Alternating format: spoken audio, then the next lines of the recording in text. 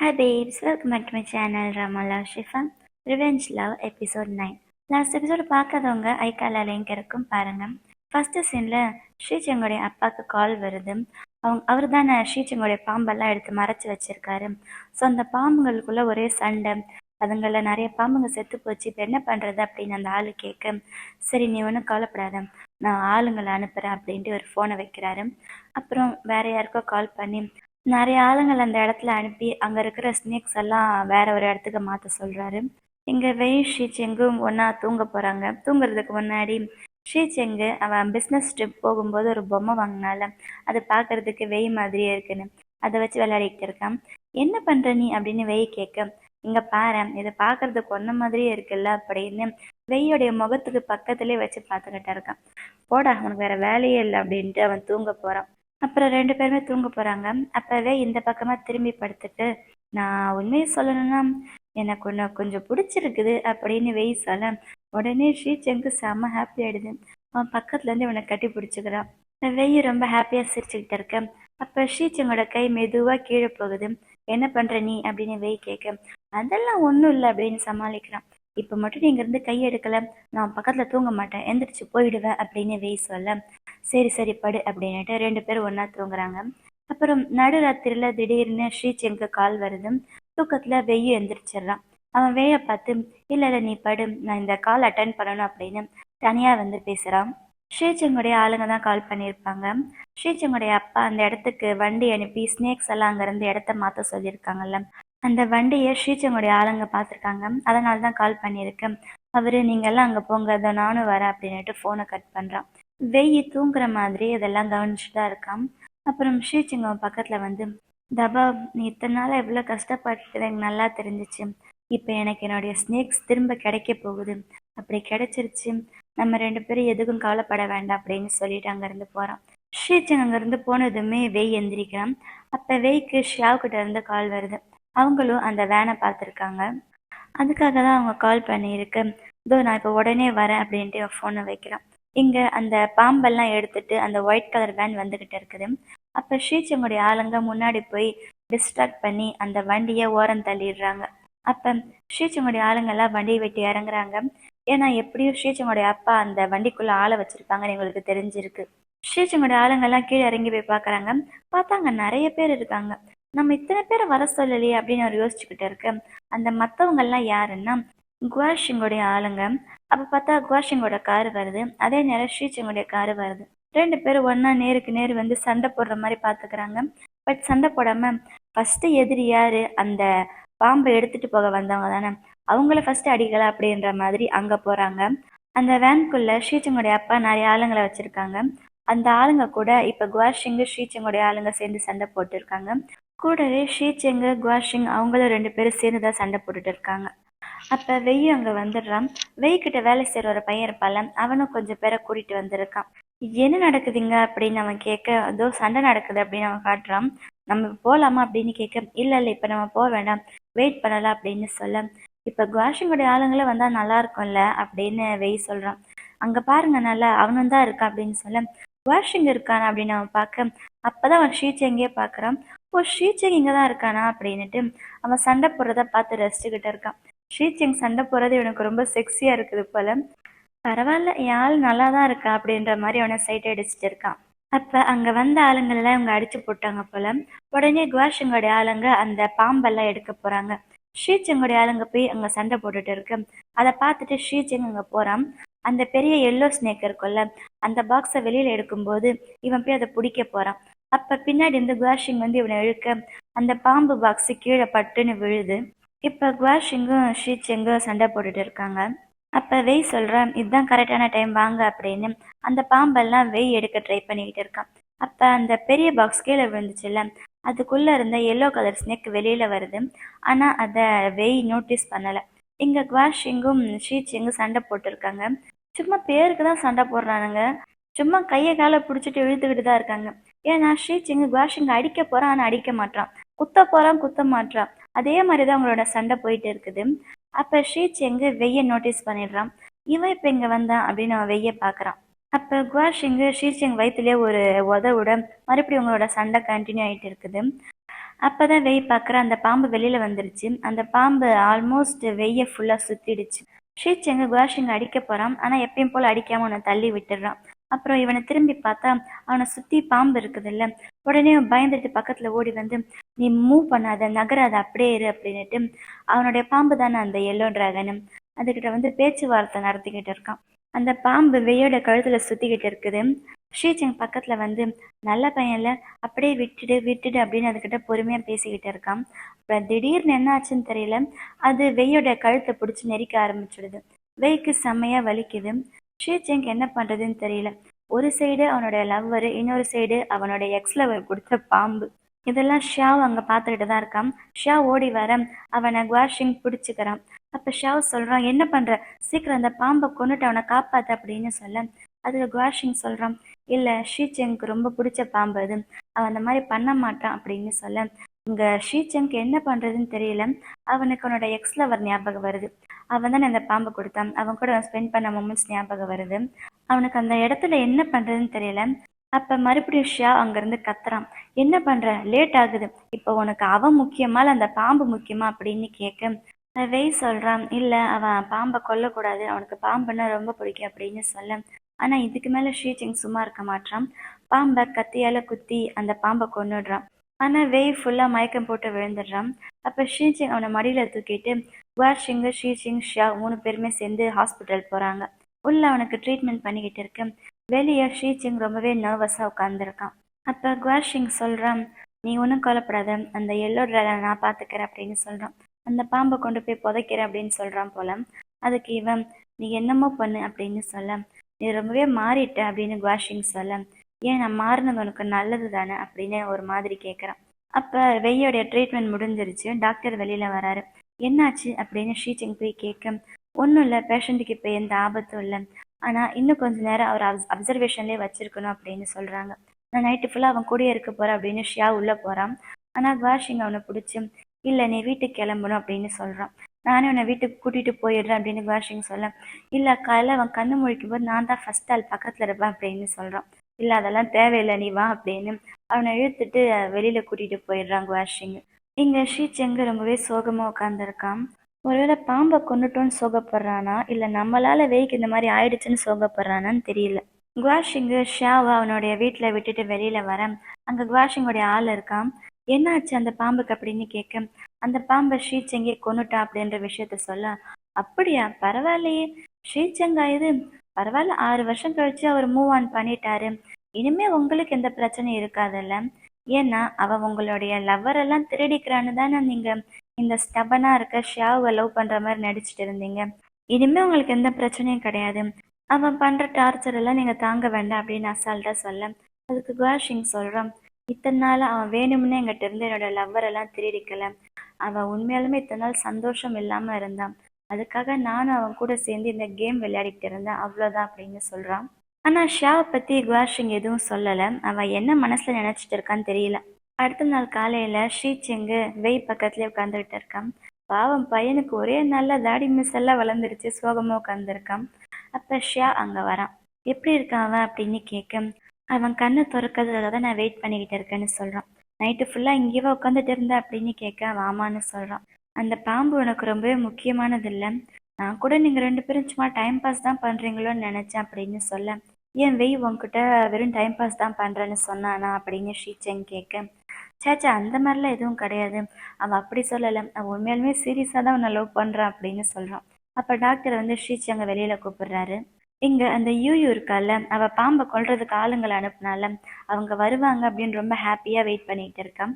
ஆனா அங்க ஷீச்செங்கோடைய ஆளு தான் வரான். அவன் யூயூவை பார்த்து, இருந்தாலும் நீங்க ரொம்பவே காசு செலவு பண்ணிட்டீங்க அப்படின்னு சொல்ல, எந்த விஷயத்துக்கு, எனக்கு தெரியலையா அப்படின்னு அவன் எதுவும் தெரியாத மாதிரி நடிக்கிறான். அதுக்கு அவன், என்னை எதுக்கு இங்க அவர் அனுப்புனாரு தெரியுமா, உங்ககிட்ட ஒரு முக்கியமான விஷயம் சொல்லணும் அப்படின்னுட்டு பக்கத்துல வந்துட்டு, இனிமே உங்களுக்கும் அவருக்கும் எதுவுமே கிடையாது அப்படின்னு ரொம்ப ட்ராமாட்டிக்கா சொல்லிட்டு அங்க இருந்து போறான். யூயூக்கு என்ன பண்றதுன்னு தெரியல. இங்க வெய் கண்ணை திறந்துடுறான். கண்ணை திறந்ததுமே ஷாவை பார்த்துட்டு, ஷாவ் என்னுடைய பாம்பு என்னாச்சு, அந்த டீலரை பிடிச்சி அப்படின்னு கேட்க, அதெல்லாம் சரியாயிடுச்சு, உனக்கு எல்லாம் ப்ராஃபிட் தான் அப்படின்னு அவன் சந்தோஷமா சொல்றான். சரி ஷீச்செங் எங்க அப்படின்னு அவன் கேட்க, அவன் வெளியில டாக்டர் கிட்ட பேசிக்கிட்டு இருக்கான். உனக்கு தெரியுமா, நைட்டு ஃபுல்லாக அவன் தான் முழிச்சிட்டு இருந்து உன்னை பார்த்துக்கிட்டு இருந்திருக்கான். அது மட்டும் இல்லை, உனக்காக அவனுடைய பாம்பையே கொன்னுட்டான் அப்படின்னு சொல்ல இவன் ஆச்சரியமா பார்க்குறான். உனக்காக அவன் என்னெல்லாம் பண்ணியிருக்கான் பாரு, அவனுக்காக நீ ஏதாச்சும் பண்ணணும் அப்படின்னு சொல்ல, ஏன் அவனோட பாம்பு தான் ஃபர்ஸ்ட் வந்து என் கழுத்தை பிடிச்சி நெரிச்சிச்சு, நான் எதுக்கு அவனுக்கு ஏதாச்சும் பண்ணணும் அப்படின்னு கேட்குறான். சரி சரி ரொம்ப பேசாத, இந்த தண்ணியை குடி அப்படின்னு அவன் தண்ணி கொடுக்க அதை குடிச்சிட்டு, நீ என் பக்கத்தில் இருக்கும்போது எனக்கு ரொம்ப நிம்மதியாக இருக்கு அப்படின்னு ஷியாவை சொல்கிறான். அப்போ ஷீச்சிங் உள்ளே வந்துடுறான். வெய் நீ முழிச்சிட்டியா அப்படின்னு ரொம்ப ஹாப்பியாக வந்து அவங்ககிட்ட பேசுகிறான்.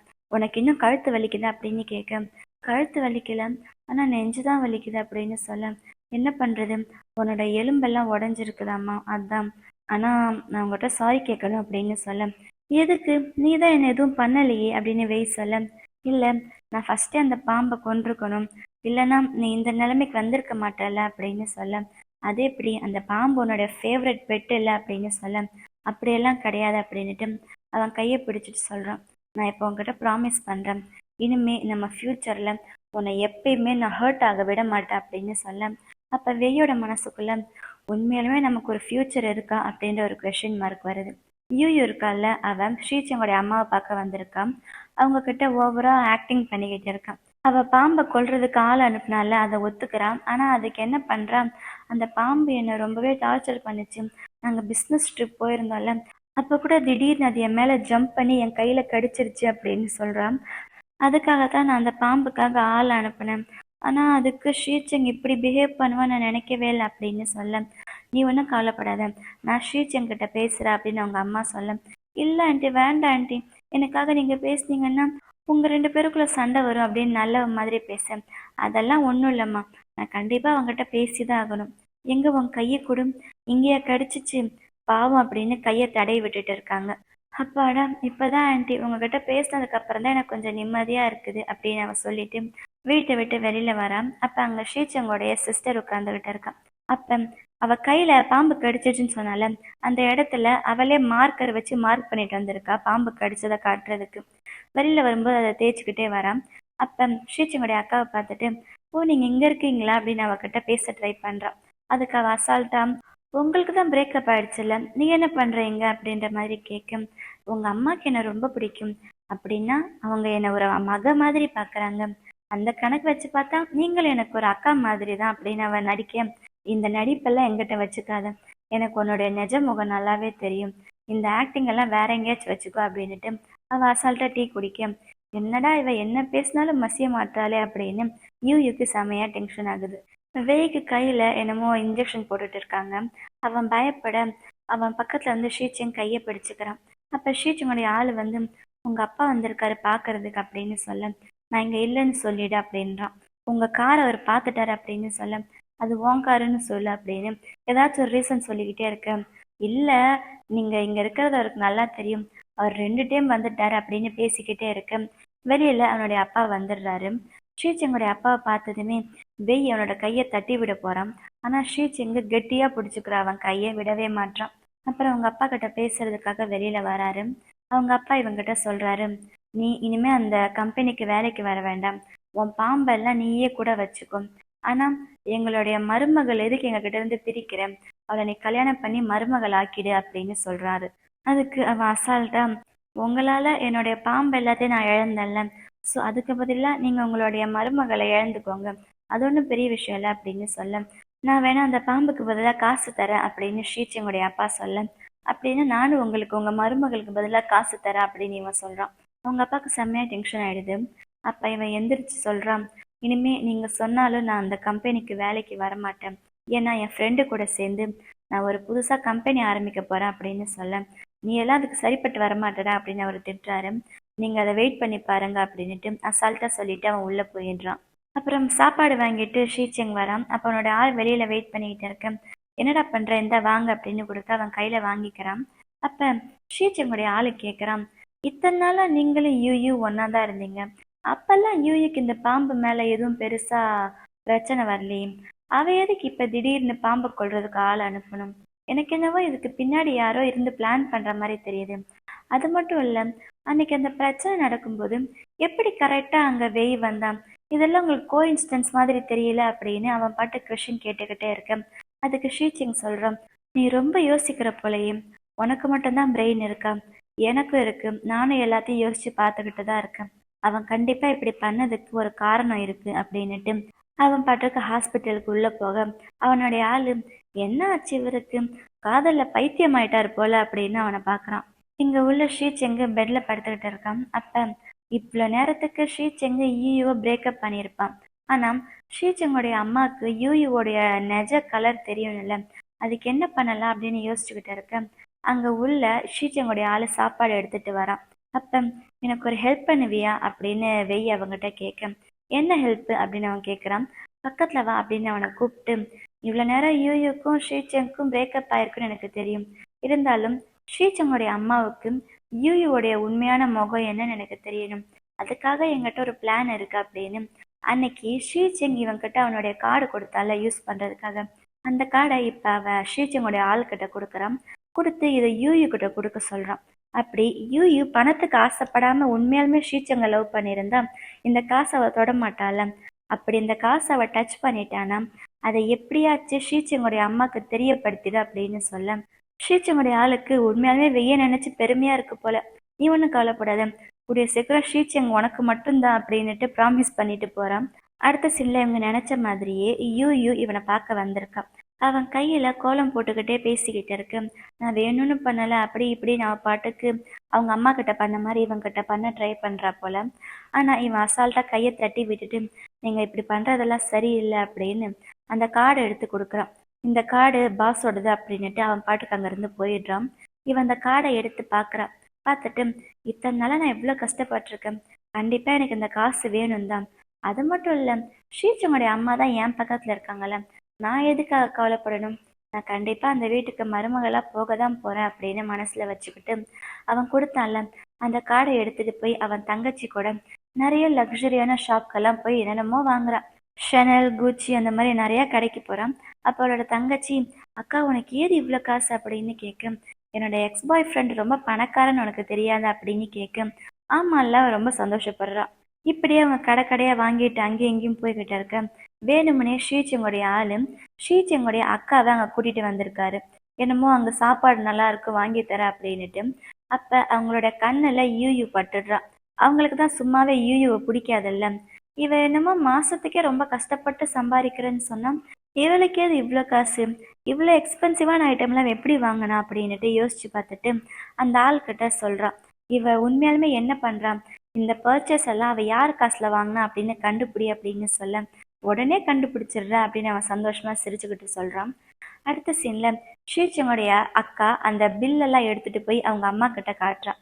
அம்மா இதை பாரு, நீ என்னமோ உன்னுடைய மருமக ரொம்ப நல்லவ அப்படி இப்படின்னு சொன்னல, நேற்று ஒரு நாள் மட்டும் அவ எவ்வளவு செலவு பண்ணியிருக்கா பாரு. இந்த காசெல்லாம் யாருது தெரியுமா, உன்னுடைய பையனோடது. அவங்க 2 பேரும் பிரேக்கப் பண்ணிட்டாங்கல்ல, அவ எப்படி அவனுடைய காசை யூஸ் பண்ணலாம். நான் தான் ஏற்கனவே சொன்னல, அவ வெறும் காசுக்காகத்தான் ஸ்ரீச்சி என்கிட்ட பழகிட்டு இருக்கான்னு. இப்பவாச்சும் புரிஞ்சுச்சா, இந்த ஸ்கார்ஃப் கூட அவளா உனக்கு காசுல அவளோட காசுல வாங்கி தந்ததில்ல, அதுவும் உன் பையனோட காசுல வாங்கினதுதான் அப்படின்னு சொல்றான். இங்க ஹாஸ்பிட்டல்ல வெய்யும் ஷீச்செங்கும் சாப்பிட்டுக்கிட்டு இருக்காங்க. ஷீச்செங் சாப்பிட்றது ரொம்ப ஸ்பைசியான டேஸ்டியான ஃபுட்டு. ஆனா வெய் பேஷண்ட்டுன்னு சொல்லி அவனுக்கு காரம் இல்லாத சாப்பாடு கொடுத்துருக்கான். ஆனா அவனுக்கு ஷீச்செங்கோட சாப்பாடு தான் வேணும், எனக்கு அதுதான் வேணும் அப்படின்னு சொல்ல, உனக்கு தெரியல நான் இதை சாப்பிடக்கூடாதுன்னு, அப்புறம் எதுக்கு அவன் முன்னாடி உட்காந்து சாப்பிட்டுக்கிட்டு இருக்க அப்படின்னு வெய் கேட்க, சும்மா அவனை கடுப்பேத்ததான் அப்படின்னு சொல்ல, அவன் கோச்சுக்கிட்டு அந்த பக்கம் திரும்பிட்டு அழுகிற மாதிரி நடிக்கிறான். சரி சரி இந்த ஒரே ஒரு சின்ன ஒரு பைட் எடுத்துக்கோ அப்படின்னு கொடுக்க, அவனும் சின்ன பைட் எடுக்கிற மாதிரி பக்கத்துல வந்து அதுல இருக்க ஃபுல்லா எடுத்து சாப்பிட்டுடுறான். அப்புறம் டாக்டர் அங்க வராரு. இவனுக்கு ஊசி போட வந்திருக்காரு போல. ஏன்பா கொஞ்சம் உன் டிக்கியை காட்டு அப்படின்னு சொல்ல, இவனால திரும்பி டிக்கியை காட்ட முடியல. உடனே ஷீச்சேங்க்கு ஒரு ஐடியா வருது பாருங்க. சின்ன பசங்களுக்கெல்லாம் ஊசி போடுறதுக்கு அம்மாங்க மடியில தூக்கிட்டு நிப்பாங்கல்ல, அதே மாதிரி அவன் வெய்ய தூக்கிட்டு நிக்க வெய்க்கு ஒரே சந்தோஷம். பின்னாடி டாக்டர் அவன் டிக்கில ஊசி போட்டுக்கிட்டு இருக்காரு. இங்க யூ ஷீச்சங்குடைய அம்மா பார்க்க வந்திருக்கான். எப்பயும் போல அவங்க அம்மாக்கு ஐஸ் வைக்கிறதுக்கு அவங்க கையை பிடிச்சு பேச ஆரம்பிக்கிறான். ஆனா அவங்க கையை அவ கையில இருந்து உருவிடுறாங்க. என் பையனும் நீ தான் பிரேக்கப் பண்ணிட்டீங்கல்ல, எதுக்கு நீ அடிக்கடி இங்க வர, இனிமே உனக்கு இங்க எந்த வேலையும் இல்லை அப்படின்னுட்டு வேலைக்காரியை கூப்பிட்டு அவளை வெளியில அனுப்பிடுறாங்க. அவளுக்கு என்ன பண்றதுன்னு தெரியல. என்ன ஆச்சு, திடீர்னு எதுக்கு இவங்க இப்படி பிஹேவ் பண்றாங்க அப்படின்னு அவ யோசிச்சுக்கிட்டே வெளியில போறான். இங்கே ஷியாவோட கிளினிக்கில் எப்பயும் போல் அவள் கிளினிக் ஓப்பன் பண்ணுறான். நிறைய பேஷண்ட் வராங்க, பேஷண்ட்க்கு ட்ரீட்மெண்ட் பண்ணுறான், அவங்களுக்கு ஹெல்ப் பண்ணுறான். எப்பயும் போல் அவனோட ரொட்டீன் போய்கிட்டு இருக்குது. நைட்டே ஆயிடுது, எல்லா பேஷண்ட்டும் வந்து போயிட்டாங்க போல். அப்போ வெளியில் நின்று யோசிச்சுக்கிட்டு இருக்கான், என்ன வாஷிங் இப்போல்லாம் இங்கே வரதே கிடையாது. சரி, அவனுக்கு என்ன, புதுசாக வேற யாரோ ஒரு ஆளை பிடிச்சிருப்பான், நமக்கு என்ன அப்படின்னுட்டு அவன் ஃபோனை எடுக்க போகிறான். அப்போ அந்த பக்கமாக ஒரு கார் வருது. அது கண்டிப்பாக குவாஷிங்கோட காருன்னு நினைக்கிறேன். அந்த காரை பார்த்ததுமே ஷியாவ் சிரிக்கிறான். இதோட இந்த எபிசோடு முடியுது. இந்த வீடியோ உங்க எல்லாருக்கும் பிடிச்சிருக்குன்னு நினைக்கிறேன். அப்படி பிடிச்சிருந்தா லைக் பண்ணுங்க. அடுத்து என்ன நடக்க போகுதுன்னு தெரிஞ்சுக்க மறக்காம நம்ம சேனலை சப்ஸ்கிரைப் பண்ணுங்க. Love you babes, by.